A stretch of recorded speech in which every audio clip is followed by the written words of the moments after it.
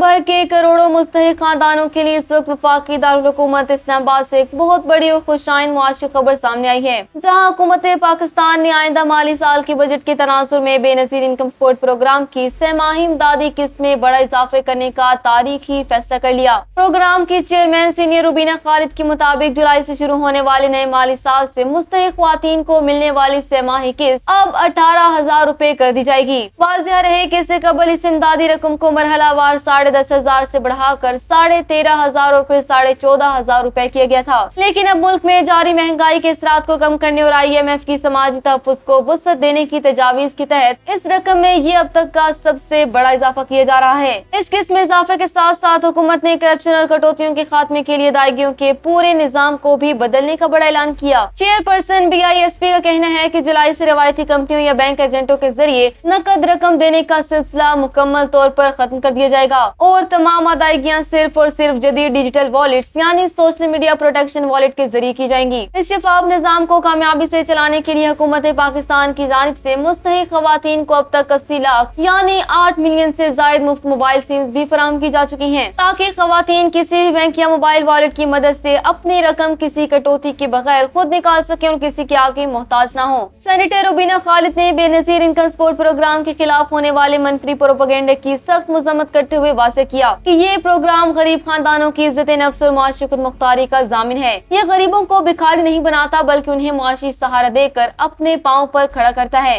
उन्होंने बताया कि अब फंड्स के दुरुस्त इस्तेमाल को यकीनी बनाने के लिए डायनामिक रजिस्ट्री सेंटर्स के जरिए मुस्तहिकीन की दोबारा जांच पड़ताल का निजाम भी लागू किया जा रहा है, ताकि सिर्फ हकीकी हकदार इस रकम से फायदा उठा सके। जबकि बेनजीर हुनरमंद प्रोग्राम के तहत मुस्तहिक खानदानों के नौजवानों को मुख्तलिफ तकनीकी महारतें भी सिखाई जा रही हैं, ताकि वो खुद कफील होकर मुल्क की तरक्की में अपना किरदार अदा कर सकें।